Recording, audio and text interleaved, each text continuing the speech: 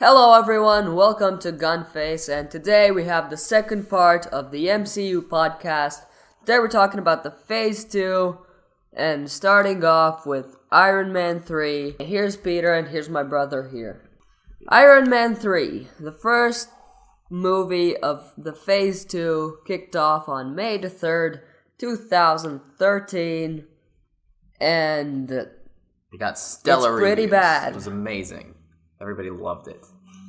It was very awful. I think Comments by Peter. I think it wasn't. When I look back at it, it looks like something. What was the dude from Die Hard? The main actor. Bruce Willis. Bruce Willis. It looks like something he would act in these days. Looks like a mediocre action movie. Although the story is not that bad. It's not like you compare Iron Man 3 to Iron Man 1.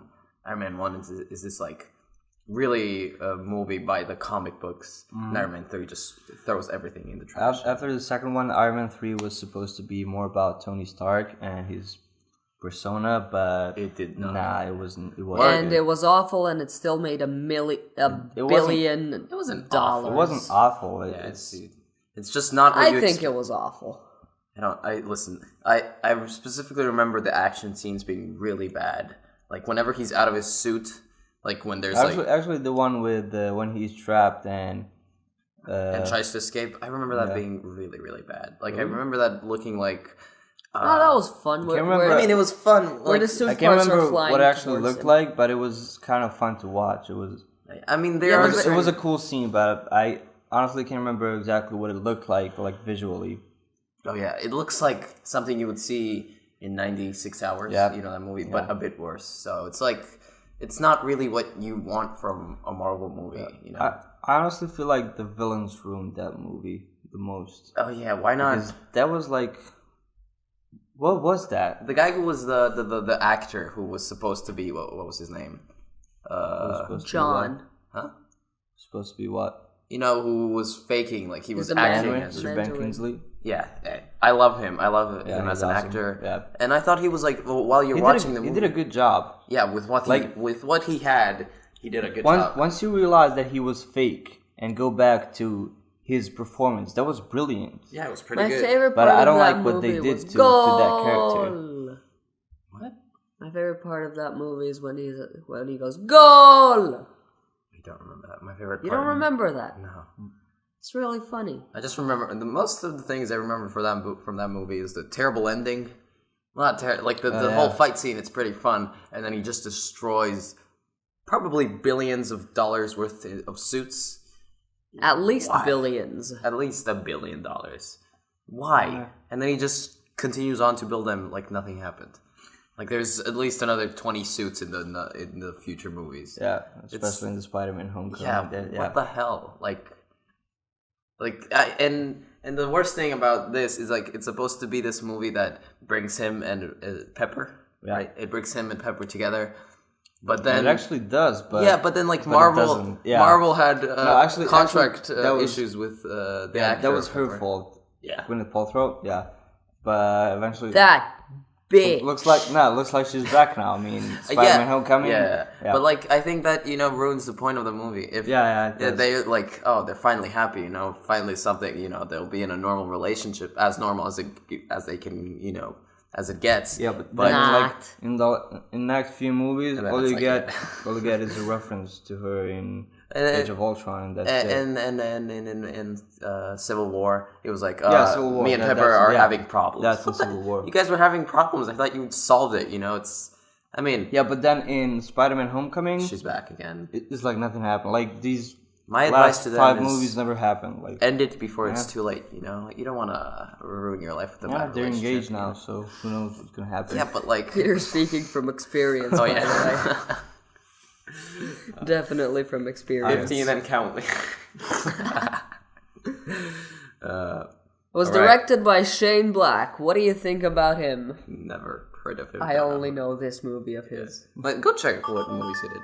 Let's see. Let's look it up. You talk about other things while I do it. Lethal Weapon, The Monster Squad, The Last Boy Scout, Last Action Hero, and The Long Kiss Goodbye. I mean, Good Night. Phenomenal. Wait, Lethal Weapon, the new one? Well, isn't this a dark world? Thor: The Dark World. November 8th, 2013. Are you proud of that? No, I'm gonna cut that out. It was 5 years ago. Damn. I have no idea. Did any of us see this in the theater? I barely watched it at all. I watched it when I was 6, so not to trust my judgment too much in this about this. I watched topic. it a few times, but not in theater.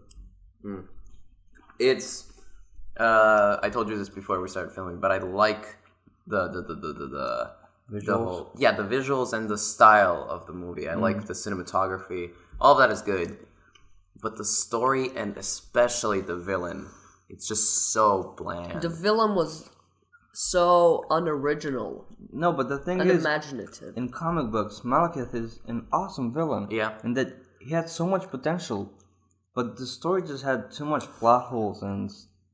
It's just, when you... It's like one of those... It's like Batman v Superman. When you have to, set aside so many things to consider this a really good movie. Like, you have to ignore so many dumb little things. Exactly. And it's hard to do, right? You can't really appreciate the movie for what it is then, so... Not really that enjoyable. I wouldn't watch it again, Also, I feel like it's not very well merged into a movie. It's not, the parts are not very well connected. The scenes are all around the place. Like you said, kind of like in Batman v Superman. Yeah, and it's hard to enjoy watching it then. Like, no matter how good the visuals are and how good the movie looks absolutely beautiful, but you can't have only that, like our movie, The Gray Area. Yeah, link in the description. Hopefully not. Anyway, How's your sex life? We should make a The Room podcast. Let's finish this one first, though. About the villain himself, Malekith. He, like I said, he had such potential, but Was that Hopkins? that was no, he's Odin. Huh? Anthony Hopkins. All right, Odin. he's Odin. Yeah, he's... I can't remember who exactly played Malekith, but Yeah, he didn't do a good job anyway. No, I mean he was okay, but the thing is, he's a warrior. He's a dark elf who's thousands of years old, and they had to put his background, his backstory into this movie, but they didn't do it very well. They did it in just a few shots, and that's all. They didn't explain him at all. He talks in that movie once. I mean, every only thing you know about him is that he's after the Infinity Stone, and that's all. And he was always after it. He was defeated. Now he's back. He's again after the Infinity Stone. That's all. Yeah. I mean, that's not how you develop a character. The only thing it really shows is, I remember, when they show the flashbacks of these huge battles, and they look great. Those flashbacks. Yeah, they were awesome. But that's all you know about him. Yeah. And you never really he's never menacing. He's never scary or anything. It's just he's there because he has this thing, and it's fine to be not a very social person towards gods of Asgard and everything, but still, dude. Dude, how can you make a movie in which you can't relate to an elf? Wow. You're right. Is he an elf? What is he? Yeah, dark elf. Yeah, it's super easy to connect not real beings, and it's how you connect the hobbits. How you connect. The thing I liked about that movie was Loki, because that was the movie that started the transformation of Loki. Oh yeah, I wanted to say one thing that was good in this movie. You're right, is also the relationship between Thor and Loki. Yeah, I thought it was much better in any of the previous movies. Everyone, you can see in that movie, even though everyone is still against Loki, everyone still wants him locked up. But Thor, he's not giving up on it. Yeah. And then the whole betrayal thing, and the best part about the movie was the ending scene where you find out that he took over Asgard, and I thought that was awesome personally. So yeah. I think this is the only movie in, when you look at all the trilogies, you have 3 Captain America movies, and in every one of them there's something special. Yeah. You have 3 Thor movies, and in the first one, you have something special. You have his development, his connection to human beings. In the third one, which is awesome, you have great characters, you have great connection, cinematography, all these awesome things. Yeah. Great chemistry between characters. I feel like this is the movie that really has nothing special going for it. Yeah, I feel like the lack of ambition in this film really caused... Jakob, what? A lot of people gave up on Thor because of Natalie Portman. I don't understand that. I mean, she's a great actor, but no one likes her. What the hell? I don't. I think, like, she just... I don't know. Like, when you compare her character to, like, Pepper. Pepper is just, like, she's cool. She's, like, you know, she's the reason why Tony is, like still alive. All these cool things. Why is Natalie Portman here? To look hot on screen and, like, Is she the blonde girl from the movie about the bears? No. Natalie She was in Portman. Star Wars. Oh, that's Nicole Kidman. She was Padme in Star Wars. I know. Anyway, her character is, like, very important in the Thor comics. Yeah. And they should have done better with it. What I don't like about that character is Natalie Portman. I'm pretty sure that she's done with the MCU. Oh, yeah, most definitely. They said it in the movie. Yeah. They're done, yeah. What the hell? You cannot just... It's lazy, right? It's just like... No, it's not lazy. Actually... no, it's lazy from her. Like, you start this... When you embark on such a... I wouldn't say lazy, but I would say disrespectful. Yeah. Like, we're not talking about serious things. This is MCU. It's not like... it's not like you're disrespecting. It's not like you joined the army and then in the middle of a war you gave up. No, but it's disrespecting to the people who gave her a chance to be in these films. Yeah, I would. But to be fair, she doesn't have to give a shit. She doesn't, but like she can just make money and. I never said she does, but I think like what makes main roles in the MCU so special is that they are related to their characters, and now all of these characters will always be remembered as these characters. And for her, this was just another project, just another movie. Nothing special. But if you as soon as she signed that contract, they ensured her there would be more movies that she would star in. It's just I'm pretty sure that she didn't even finish all the movies on the contract. I think she broke out the contract before. She had to pay Marvel to break up. I don't know what her contract looked like, but yeah, I think she didn't do all that was planned for her to do. And you know what? Also, I'm kind of like they could have found a better. Like, she's not a bad actress. I'm just saying that. No, she's a great actress. You're right. She could have. I liked her in the first Thor. But in the second one, it was kind of... I felt like we would get Jane Foster Thor, like the one that's happening right now in the comic books. I don't know. To move out of the conversation a little bit, but still importantly, what do you think about what do you guys think about all the Marvel changes in the comic books, like characters from male to female or to African American or those sort of things? I think if you're gonna, this is not really that important, but I think if you're gonna do that, if you're gonna base your movie on a really old comic, which has been done, then yes, you should change some things, because those comics do have like obvious like racial and like but I still don't like it. Sexy. If you want an African American in your movie, then find a character that's African American. You have so much characters that you can choose from, like so many. Thank you very much.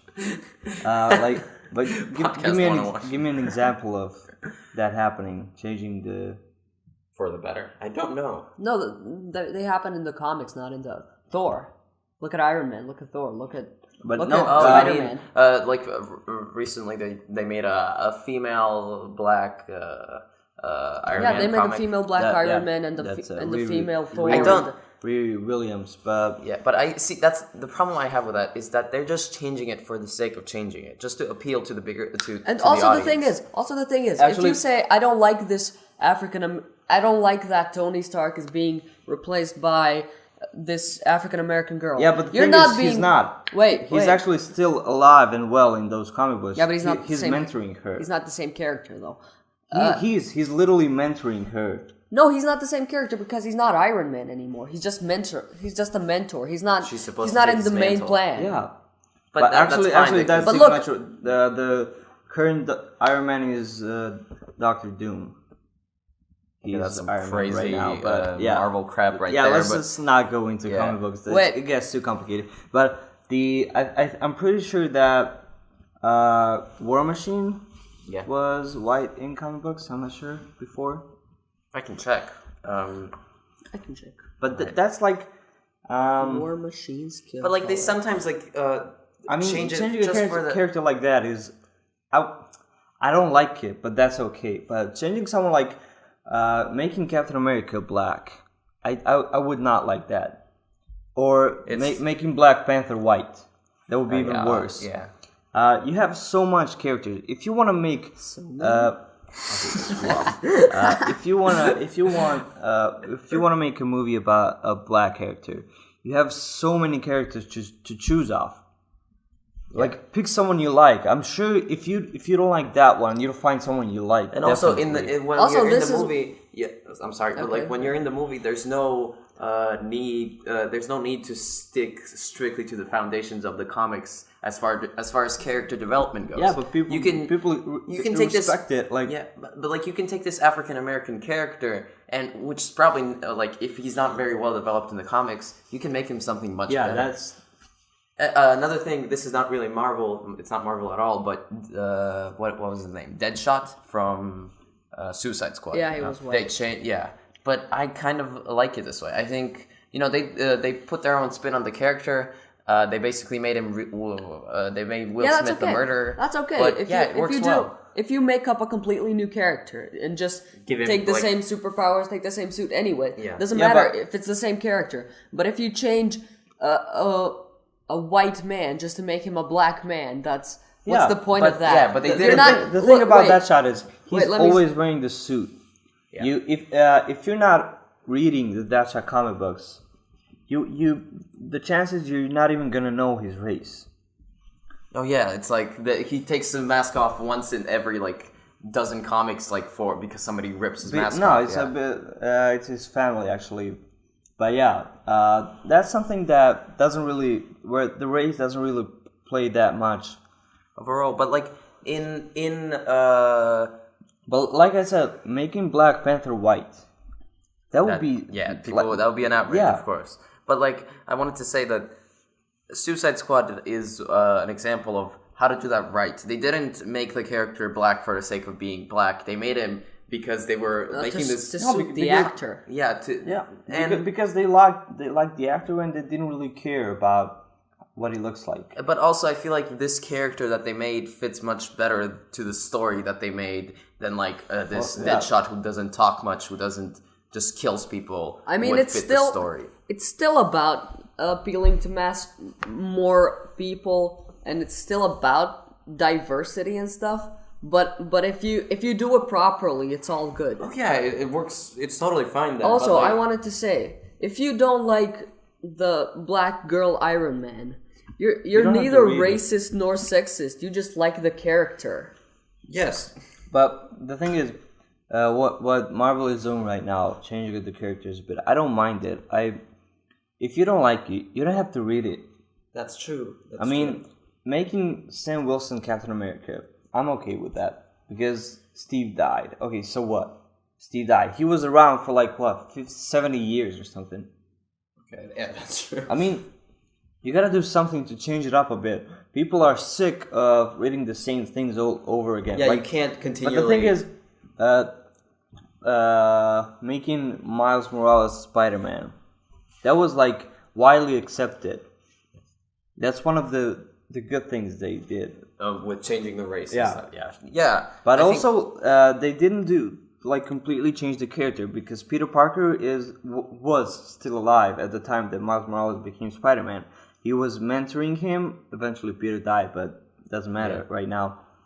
So you get what I'm trying to say here. Yeah, but I feel like there is this problem where comic book makers and writers, they're furthering themselves away from white male characters because it's the persona of a white male character. That's actually No, true. but look at this. It's too actually cliche. true. And I don't think we only need either a female character or an African American character because then you lose the point of diversity, right? Also, and, it's obvious that comic books nowadays are like really going towards the mass acceptance. Oh yeah, absolutely. Like what they did to Gwen Stacy. No, but we're talking about Marvel now. Gwen Stacy.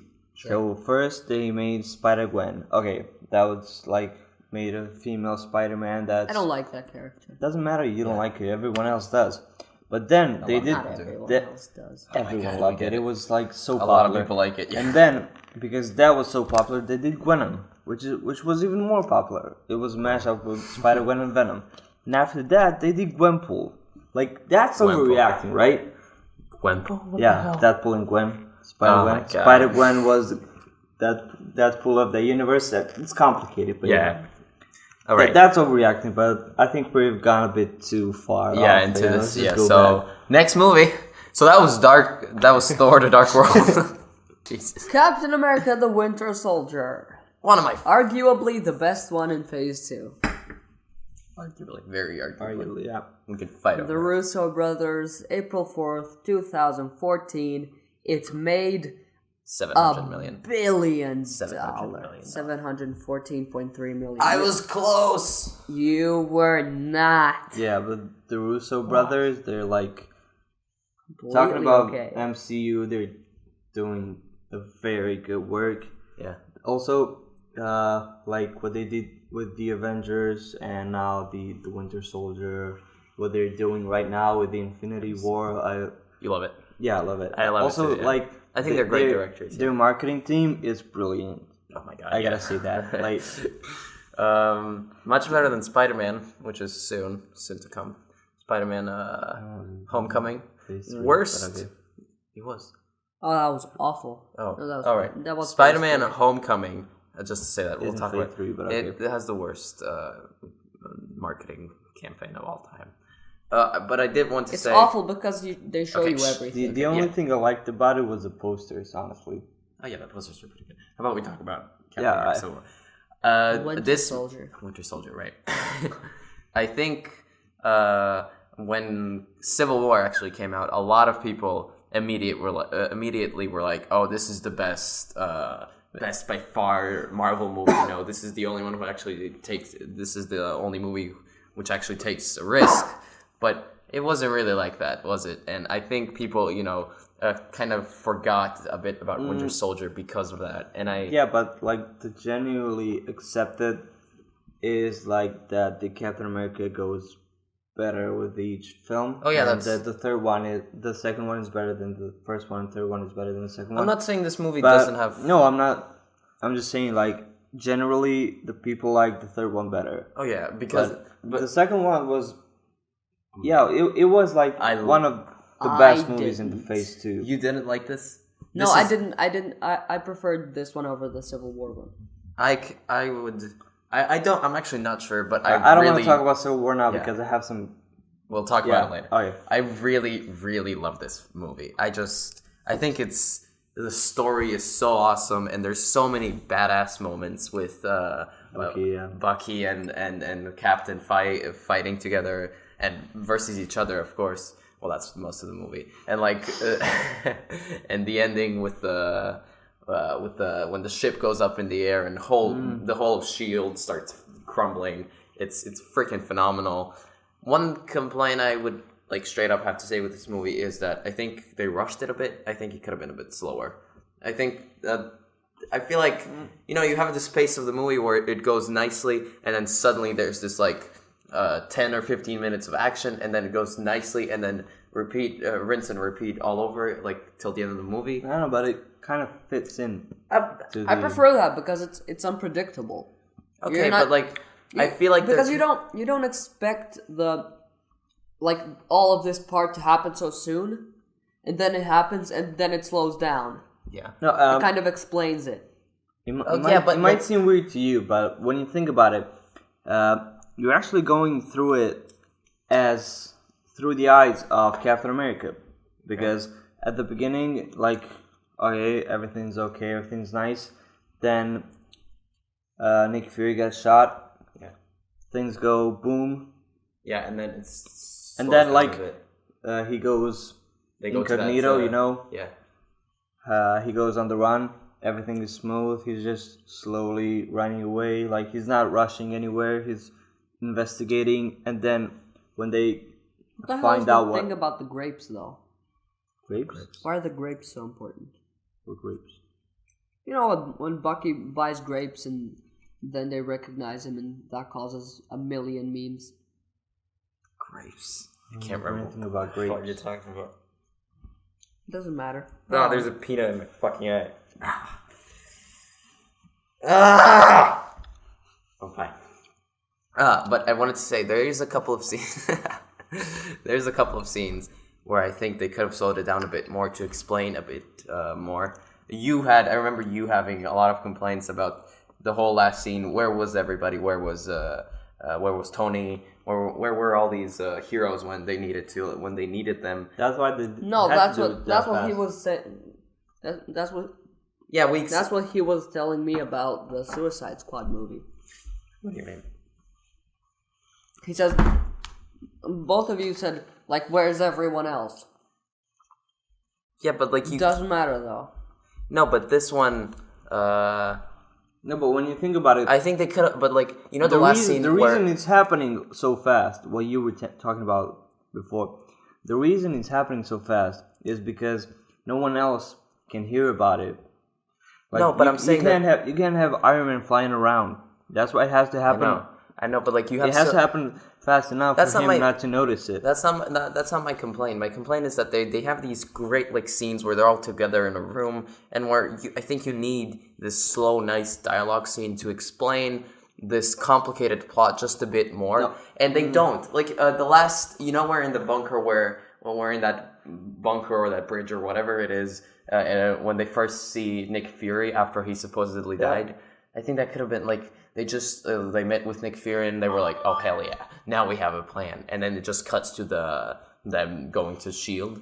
I think there could have been just a bit more dialogue there to establish like the characters and their states right now. But these are just nitpicks. It could have, but it wasn't necessary. That's why it was ruled out. No, but I think that's just a personal wish of mine, just to like. When I look back at this film, it was you're right, you see this movie from the perspective of Captain America, and it's it's a very personal story from him. Yeah. Of course, it affects millions when a giant building falls down, and there's explosions and all of these things, but maybe I think I just wanted a bit more of their, personal engagements and a bit more of their dialogue. Yeah, also the reason why no one was there, because S.H.I.E.L.D. is compromised. I know, I'm totally... And the Avengers came before this movie, and all of the Avengers are working for S.H.I.E.L.D., right? Yes.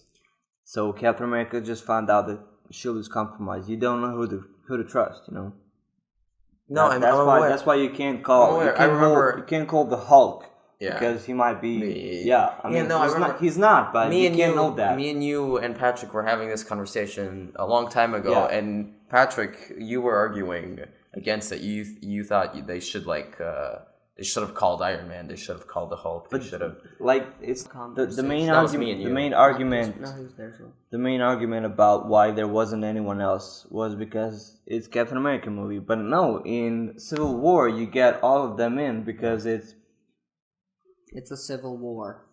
No, that's not what I was going for. But because you have two sides to this thing that need to battle them out. No, because it's a more personal story. Yeah, no, it's pretty between clear. Tony and Steve. And one thing I really, really love about this movie is the elevator scene. Before we start, does anybody want to get out? Yeah. And then he fights like 8 guys in an elevator all by himself, Captain. I don't remember that. Go check it on YouTube. It's freaking awesome. It's like one of my favorites. Also, I really love the scene when Bucky was chasing down. Well, not Bucky, but Hydra. Winter Soldier. Yeah. No, I mean like I remember that scene on the bridge where he's like, with a grenade launcher. That's it. Oh, yeah. When they kidnapped the what's his name, the bald dude with the glasses. Damn. Oh, works for the. I know.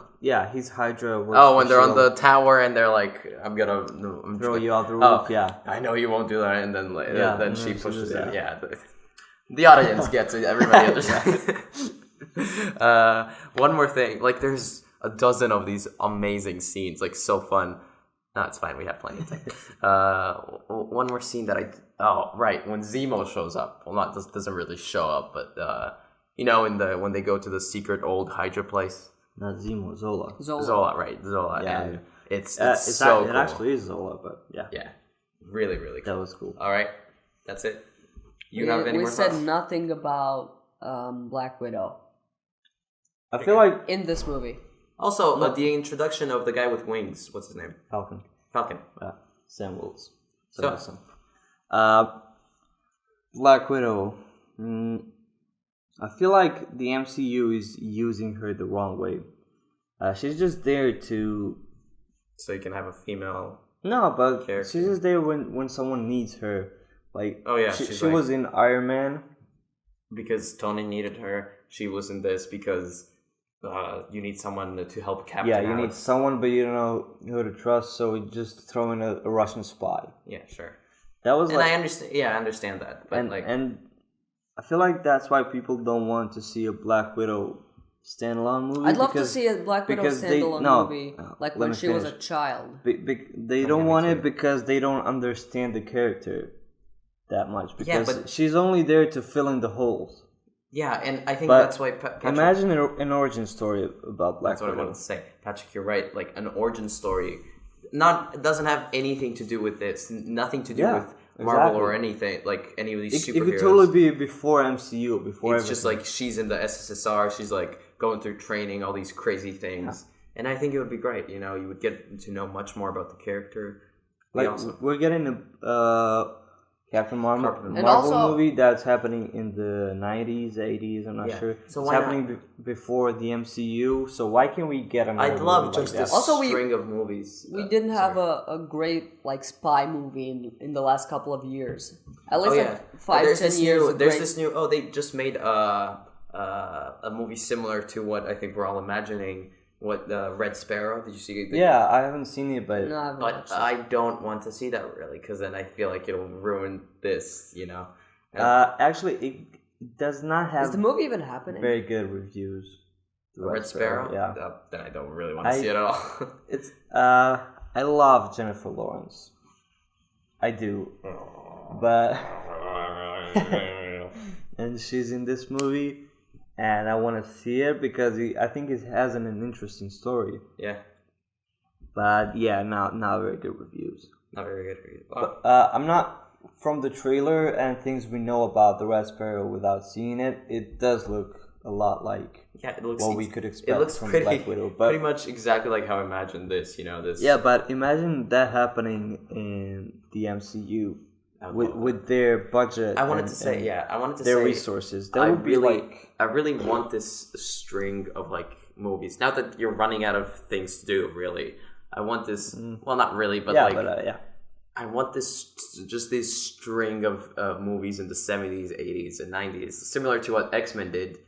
But better. Just do it much better. That we're getting a Captain Marvel. Yeah, that's what I'm saying. Do Captain Marvel, do Black Widow, do. What's his name? Hawkeye. Do his origin story. If you could make something out of it, or integrate him. You can do a Hawkeye. You could do a Hawkeye solo movie, but you would have to put Bullseye as the villain. Sure, without Bullseye, it just wouldn't be that good then, because he's not even the villain in Hawkeye. Yeah, he's more of a Daredevil villain. I know. But that's what I want to say. Bullseye is.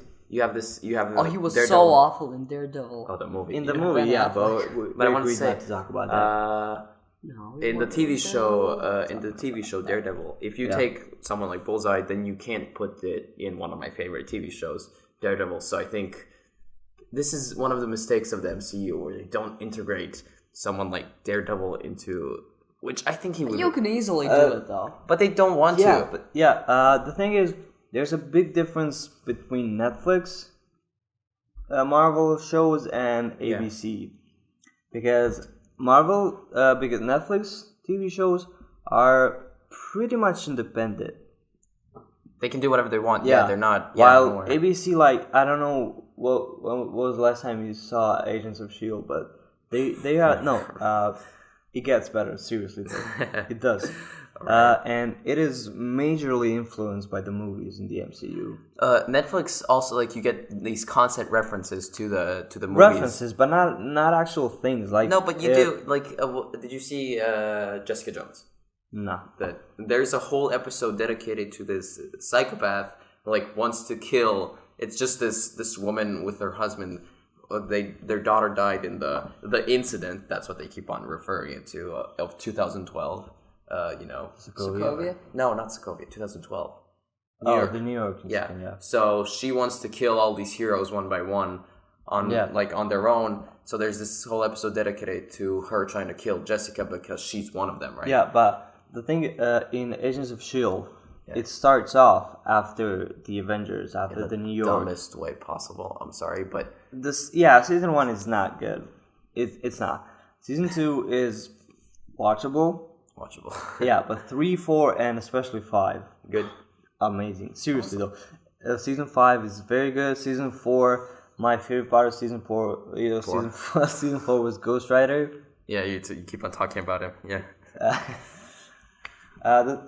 So it happens right after the New York battle, and you get these Agents of S.H.I.E.L.D. trying to live their lives after the New York thing. Yeah. So the first season is not good, but the third season, I think it is, after the Sokovia Accords happen, and that's in Civil War. So that's got to be like season 4 of Agents of S.H.I.E.L.D.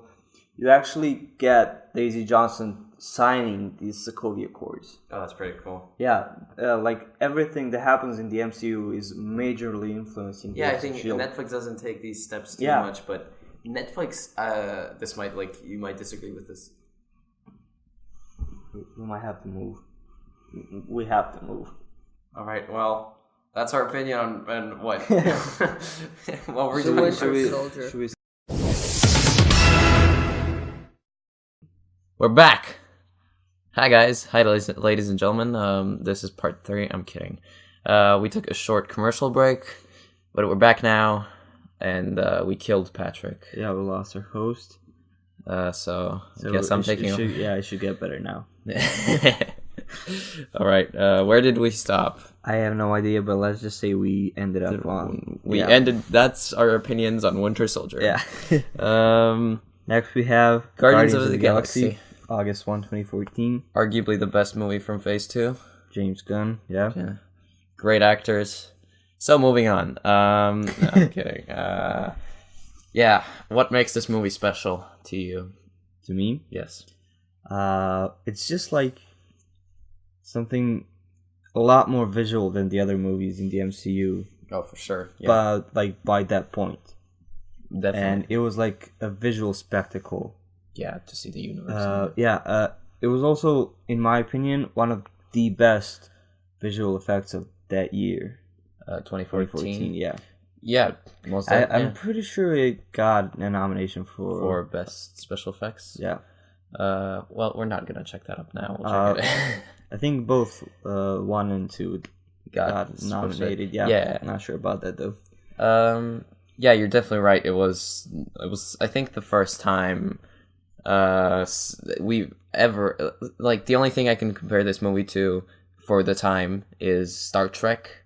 This was before Force Awakens, so a year before. There was Into the Darkness was about that. Into the Darkness was a year earlier. Yeah. Yes, and it has similar visual style to that, but it takes, of course, its freedoms, and I think it's better. It's better than Into the Darkness, most certainly, because Into the Darkness is not an original film. It's just a copy of the old one. But personally, I love James Gunn, and I love what he did with the movie. especially the casting. Yeah. I'm not sure if you know this, but when Chris Pratt auditioned for Star-Lord, James Gunn wanted to give him the role, even if Chris Pratt didn't lose weight. He was like, yeah. Oh, that would have been funny. Yeah, would have. But it's better this way. It's better than when he's completely ripped. He was so fat, though. Yeah, for Parks and Rec. Yeah, Parks and Rec. That's one of my favorite shows, so, it's kind of sad to see that this emotional attachment to his fat belly. It's hard to see it go, but...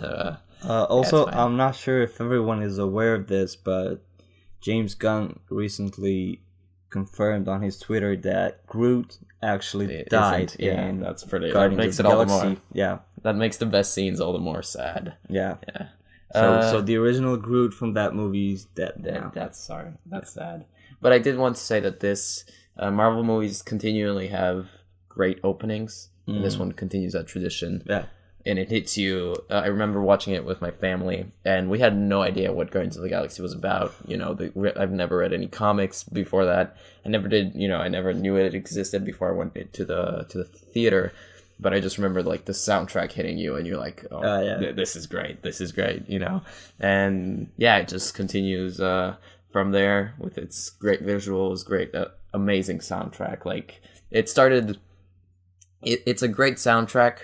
But it started a problem in Hollywood now, where everybody's just using 80s songs. Every Hollywood blockbuster is doing it, and it's kind of annoying. I guess. But it was actually not James Gunn's intention to use that kind of song, because I remember that he was asked if he wanted to use 80s song in his films, and he was like, no way, I didn't even know about those songs. And someone just threw it at him, and it sounded good, fits in, so he went for it. But the only people who are actually now taking a risk with their soundtrack, just like Marvel did in 2014, is still Marvel with Black Panther, which it's a completely, you don't have to stick to the what's popular, right? And now people and Marvel continues to prove that. Anything else? Might not be a popular opinion, but Rocket is actually one of my favorite characters. Oh, really? In the movie. No, I think he's not. I think his. I overall think a lot of people do have criticisms for him, which I don't think are justified. I think he was done in a great way. Yeah, I mean, I love Bradley Cooper, and I think that he just works. Yeah. Also, don't know if you know this, but do you know who portrayed Rocket Raccoon on set? James Gunn's brother. Yeah. Good stuff. Also, just a few more things. A lot of people do not like Ronan. That's the main villain? Yeah, Ronan the Accuser. Well, they are mostly arguing that his motives are not in place, which I would disagree with, because I do agree, though, that his character could have been more developed, and we it would have been easier to relate to him if we knew more about him. But if you read any comic books or read the explanation from James Gunn himself or anyone else on him, I feel like you would understand him a little bit better. More. Yeah. Yeah, but you can't ask the normal viewer to. You should read a bit more. That's true. I don't really mind it, but I think Phase 2 overall does not have very good villains. You have the villain from Iron Man 3, Thor, Captain America: Civil War doesn't really have a unique villain. I mean, if you count Bucky, then. You can't. And then the future villains that we shall talk about weren't also that good. I actually would disagree, but right. Let's keep it up now. Anything else? Just one thing that I didn't kind of like was Thanos' role in that film. He was in one scene. Yeah, but he was referenced a lot, and Ronan was actually acquiring the stone for Thanos. Yeah. When he used it, yeah. I feel like that could have been... But also that's because I'm a comic book fan and I want it more. Well, you're gonna, But yeah, you're gonna get it soon. It's But a month it's- away. May what? What's the date? May the 4th. 27th, 25th. They moved it back. Oh yeah, April 25th. Oh. The 27th is the world premiere actually. Oh. Yeah. And the Zagreb premiere. 25th, Phenomenal. What else? Is that it? Pretty much, yeah. Yeah. I loved Yondu. Very good. Oh yeah, Yandu. But I liked him much more in the second part. I didn't really. I didn't really consider him a very important character in the first one. No, I just like Michael Rooker. That's it. Yeah. But I think they did that in a good way, like not to give him that big of a role in the first part, so he can have a bigger role in the second part. Yeah. I'm not sure if that was the intention, but they did it well. a good job, In the end, it turned out out good. well. Yeah. I think we're done. with Okay. this one. Age of Ultron, May the 1st, 2015. Thoughts, opinions. If you want, I can start. Nah, you here. can start. Okay. I think this movie is underrated overall. I think a lot of people were like, when I'm looking at comments and like reviews, a lot of people say, "Oh, it's just okay. It's it's nowhere near the first one." And of course, you're gonna compare it to Avengers 1, which was a phenomenal movie. But I think a lot of people they're being kind of salty about this movie, and I really enjoyed watching this movie. I don't like. Me too. A lot of people didn't like characters in that movie, like Hawkeye and Quicksilver, even Ultron. Yeah. I personally like Quicksilver a lot, even though that's an extremely unpopular opinion. I know it. Yeah. And like pretty much everyone. I mean, they don't hate him, but no one likes him. I like him a lot, and I would like him to come back somehow eventually. I love that very much. I think he could have been better. I keep on comparing him to the Quicksilver from X-Men, and he's one of my favorite speedsters on the big over small screen. And I think they did it in a much better way. And his death, it's just so stupid, and it could have been done better. Could have been. I feel like a lot of people don't actually understand his death, even though I might be the one not understanding it. Because I feel like at the time when he was saving Hawkeye and the child, it wasn't about speeding. It wasn't about getting away from those bullets.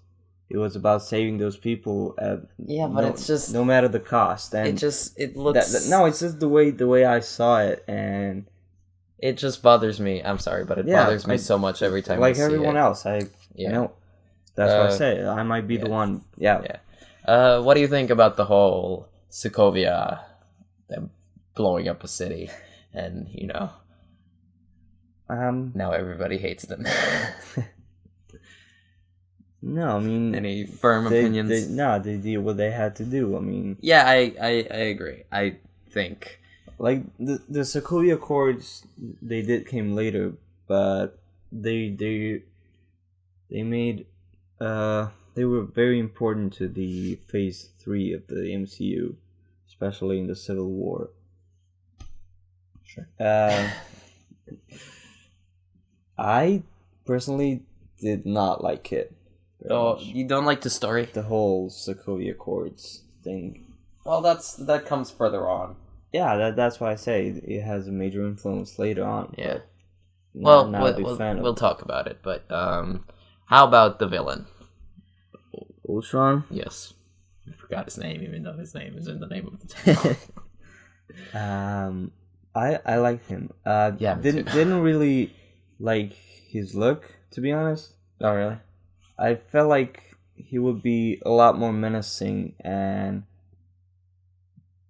overall better if they went with the more comic book accurate look. To be honest, I kind of like his look. I think I don't mind it. I like it. I wish they did something a bit more comic book accurate. Sure. Okay. How about his introduction? Do you like the whole? I loved it. Ultron versus what's the name of the Iron Man's helper? Jarvis? Yeah, Jarvis, in the beginning. Yeah, when it's I liked it. Yeah. Especially the parts there are no strings attached on me. Yeah. I think that was awesome. I think this movie shows the fragileness of the world they've created. Like you can't really take risks like making the smartest AI, because obviously he can take over the world and blow up a city and stuff like that. But how about his motives? He's the smartest thing, but not necessarily the smartest, but fastest learning one. Sure. One of the most intelligent things on Earth. That's one of the things they stick to the comic books, and I liked it because of it. when there's only metal left. Huh? When there's only metal left. Not necessarily. I actually don't really remember what it went like in the movie. That's his line. Yeah, that's the famous Really? line from the movie. Something blah blah blah, and then there's only gonna be metal left in the world. He just said it in a more menacing and a cooler way. Yeah, I think But I yeah. got it mixed up with something else. Then not so much. Yeah. Also, I really like James Spader. He was Who's that? the actor who played Ultron.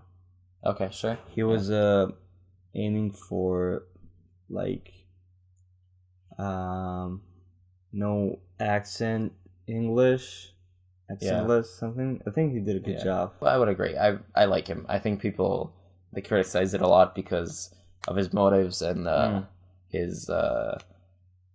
But I don't think that's. I think his performance overall was very well and very good. I think it was. Also, And- I like Claw in that movie, even though he was only briefly in it. Who? Ulysses Claw. Oh yeah. Yeah. Well, he gets a more important role in the MCU later on. Yeah, but very good. One more thing. No, actually, a couple more things. I wanted to tell you. I already told you I don't like the Quicksilver. So one more thing. I think the most important thing this movie did was introduce Vision. I think that was awesome, and he's one of my favorite characters in the MCU. How do you feel about Vision having an Infinity Stone? In on his forehead. Well, I don't think that's a good way to conceal it. You could just put a Band-Aid over it and then like a mask and it'll look cooler. But no, I'm kidding. I'm kidding, of course. But it's cool. I'm telling you, I like him. I like him like this. He's almost like a robot, and because he's like so smart and he's like so beyond us to be like a normal human. But he's also like he has all these powers and he's worthy of the. I love that scene when he picks up the hammer. It's awesome.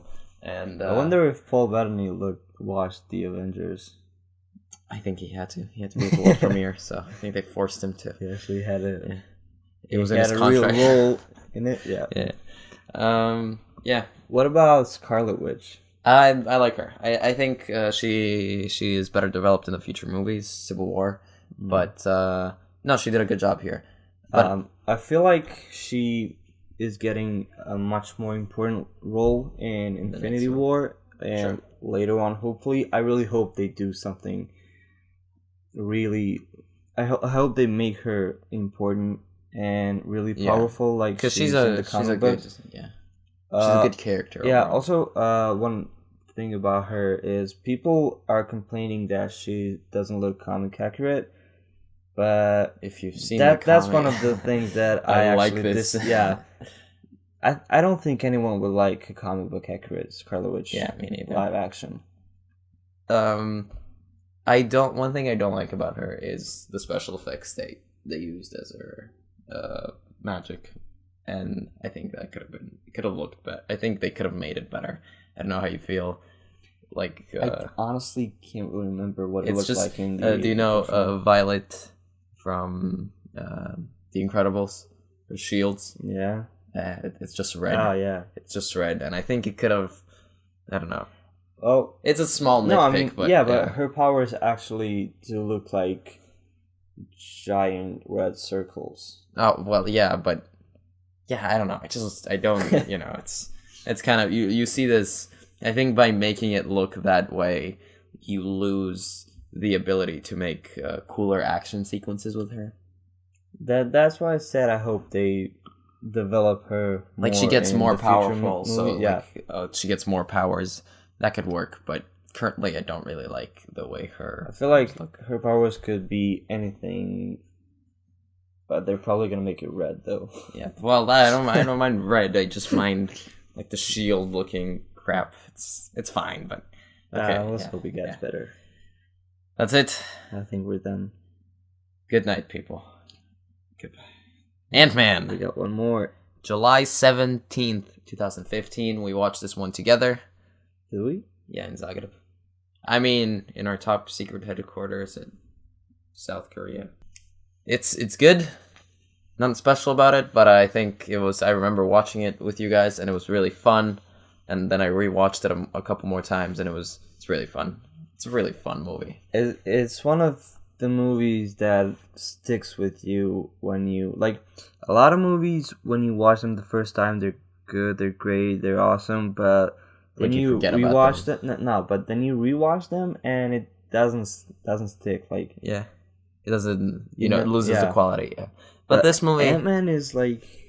this movie, the first time you see it, you can see the flaws right away. Right, they're pretty obvious. Like there's a couple of plot holes and like Yeah, but I'm saying like small things, and Yeah. then when you rewatch it, you're already aware of them. So there's no more like, oh, this is stupid. They could fix this. You just come for the fun ride, and it's still there. And also, Ant- it's nothing like too big that you can't get over it. You know, the plot holes.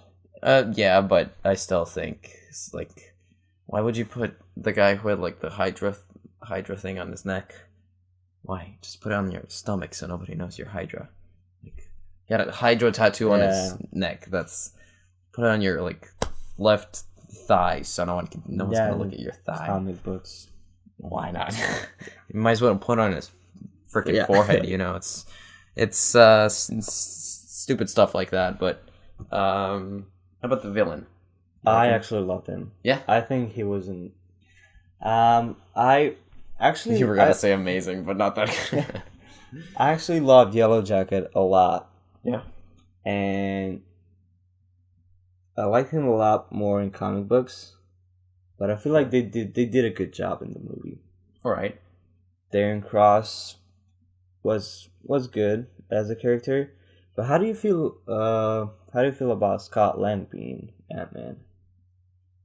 It doesn't mean anything to me. Really, Yeah. I don't. Because I'm not sure you even know that there are multiple. No, you just Ant-Man. In the comic books, the original Ant-Man is Pym. yeah. Yeah. Good I knew job. it. And Well, he is in the movie as well, but you know, yeah, he wasn't yeah. showed to the world. That's what I liked about the movie, that they acknowledged Hank it. Pym. Yeah. Yeah, and also I love Hank Pym in the movie. I love the actor. Michael Douglas. Yeah, great actor, and fun, very fun. How about his aunt Anthony? R.I.P. brother. R.I.P. He does die, right? Yeah. But that's like one of the characters that it's like Baby Groot. That people are just. I don't know. I mean. Yeah, does it bother you that people get emotionally It attached doesn't- to an ant? Doesn't bother me that they get emotionally attached to it, but it's just that people tend to overhype it. Yeah, sure. I mean, I'm not gonna say who cares about an ant, but I mean, come on. Jesus, it's like you step on ants every day. Yeah. Probably killed hundreds of them. Sure.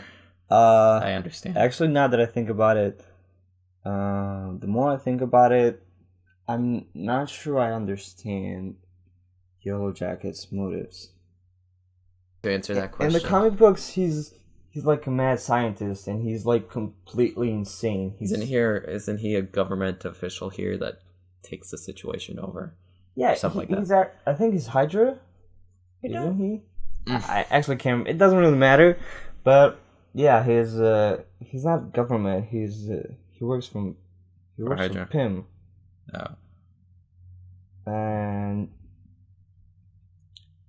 he's been looking for Ant-Man his entire life, and he knows that Hank Pym is the one responsible for creating Ant-Man and the Pym particles, and he wants to make it work.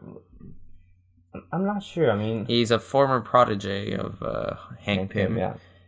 Forced him out of the company, Pym Technology, and he is perfecting his yellow jacket. He's about to release it in H&M all across the world. Okay, actually, now that I you have to maybe not on this podcast, but he's a complicated character. But I think he was fine. I think he was. You like him? I thought he was, good enough for. Like I said, I love comic book Yellow Jacket. Yeah. And they completely changed the character here. Like, it's not the same Yellow Jacket, right? Because over there, he's a scientist who goes insane and creates the Yellow Jacket. But over here, he's just a dude trying to sell the weapon. And when he fails, he wants to get his revenge. But, I guess that's fine. Yeah. He's not the best villain, but he's not the worst one. So. Also, good. It works, good, right? It was a good performance by that bald guy. Yeah. We are an hour into this. But we're finally done with phase 2. Are we? Yeah, that's the last one. Thank you, ladies and gentlemen, for nobody listening to this except maybe Matthew. Thank you very much. How do I finish this? You get $1 million for listening to this to the end.